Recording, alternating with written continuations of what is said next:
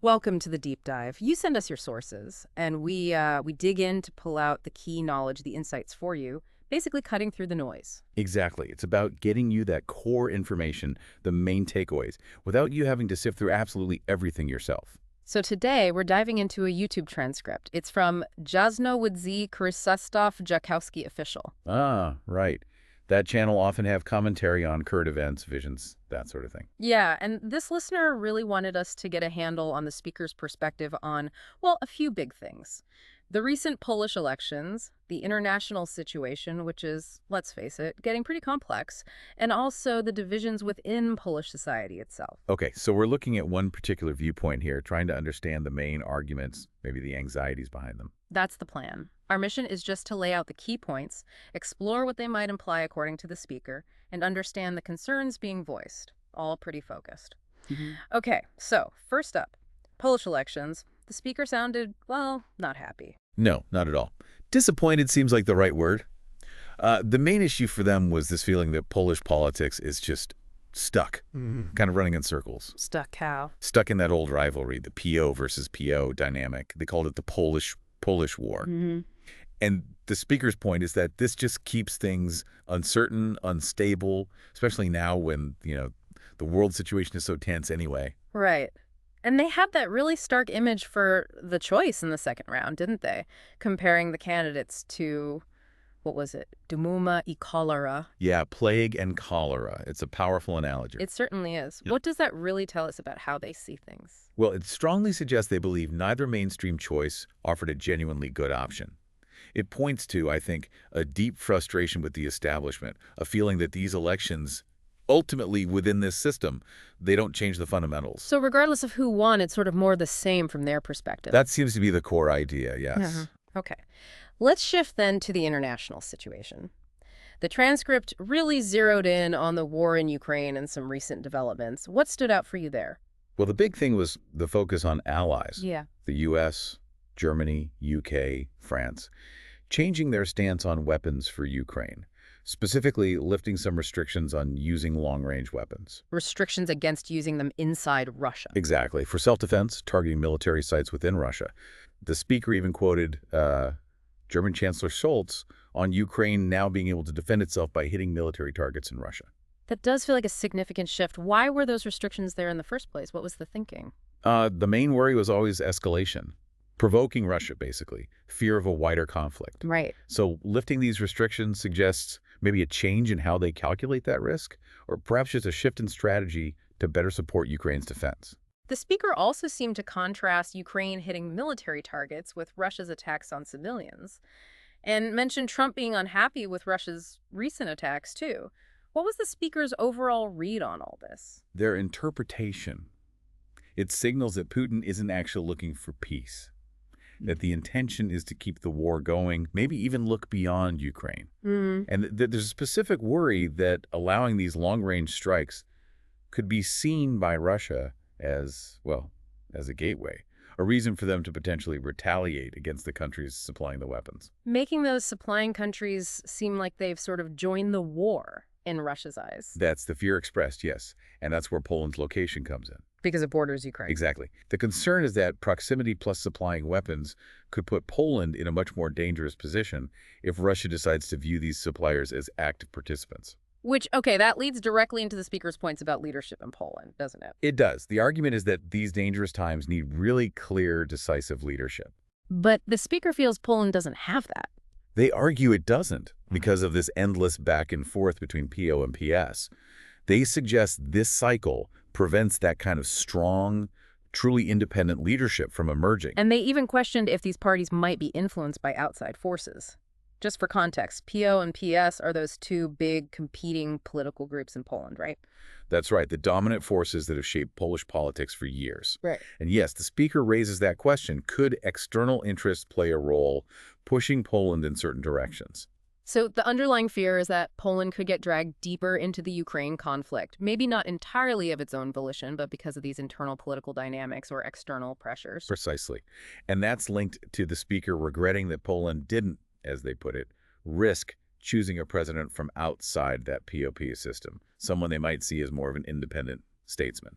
Okay. Now, the transcript also dug into a broader critique of the whole Polish political system. That seemed quite detailed.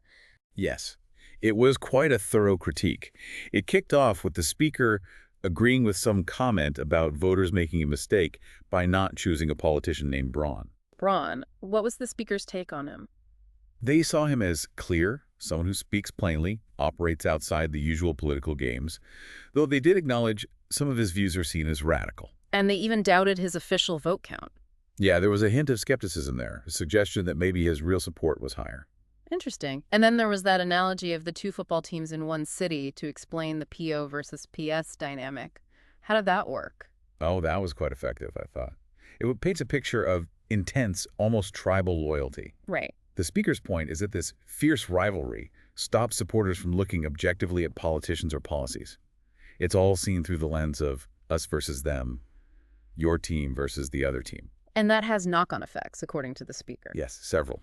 Firstly, the idea that long-term rule by the same groups breeds corruption, but also, maybe more subtly, that PO and PS almost need each other. Need each other. How so? They exist in this sort of symbiosis, the speaker suggests. They trade power, create this constant conflict, sometimes superficial conflict, like court cases or hearings that are mostly political theater, which keeps them both relevant and in power, distracting from deeper issues. Like healthcare or tax policy, things like that. Exactly.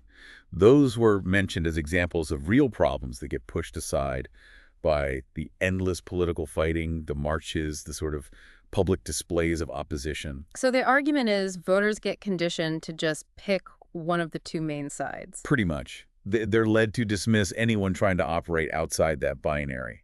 The speaker mentioned some past independent figures, suggesting there's always skepticism when someone tries to break the mold. Any attempt gets labeled negatively. It creates this image of a very divided country, doesn't it? Where if you're not clearly on one side or the other, you're seen as strange, suspicious. Precisely. The speaker used phrases like political parasitism, feeding on the nation's sleep, meaning apathy, but also maybe the hatred between the sides. There was also concern about politicians who've been around a long time, maybe since the Round Table talks decades ago. Questions about their pasts, whether they could be vulnerable to blackmail by foreign powers. And they use an example of a politician switching camps, right? Yes. Morawiecki moving from Tusk's circle to become PM under PS.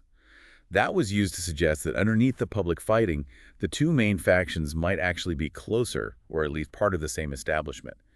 That the animosity is partly a performance to keep a certain political order in place. Okay, so moving towards the end, the speaker offered some fairly strong predictions and concerns about the future. What were the key takeaways there? Well, first, they double down on the idea that the NATO decision about long-range weapons means things are moving towards more open military actions directed at Russia. And then there was that prediction about the incoming Polish president using the word betray, in quotes. Yes, predicting that the president will betray the nation through some decision connected to the war. The quotes suggest maybe it won't be outright treason, but a decision seen as deeply harmful to Polish interests. It's vague, but clearly signals deep unease. The speaker also brought up things like rumors of Russian officials moving and a past prediction about Putin. How did those fit in? They seem to build this sense that Russia is bracing itself, maybe preparing for a tactical conflict with NATO. Not necessarily a full-scale war everywhere, but perhaps targeting specific countries, maybe like Poland, to achieve broader goals beyond just Ukraine. And specific months were mentioned, July and September. Yes, as potentially critical times when this presidential decision, this perceived betrayal, might happen. Okay, and maybe the strangest prediction was about Poland becoming a battlefield, but without a battle? What was that about? Yeah, that was striking. The idea seemed to be some kind of agreement or situation that puts Poland in extreme danger, makes it strategically vulnerable like a battlefield, but the actual fighting doesn't happen on Polish soil. But still ending badly for Poland. Yes, because the speaker followed that by warning that however the Ukraine war ends, it will lead to some kind of division of Poland, maybe losing territory, maybe some other kind of split. And that tied into a listener comment mentioned someone agreeing Poland is already divided. Exactly. The speaker seemed to see that internal division as paving the way for a more formal, physical division down the line. Right. So let's try and pull this together. This deep dive, it really highlights the speaker's deep worries about Poland's political system, that PO-PiS deadlock, and whether it can produce the leadership needed right now. Definitely.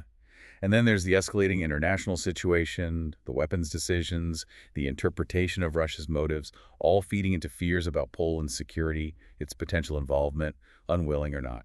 And layered on top of that are these quite dramatic, frankly unsettling predictions about Poland's future being strategically exposed, maybe even facing division because of the Ukraine war's fallout.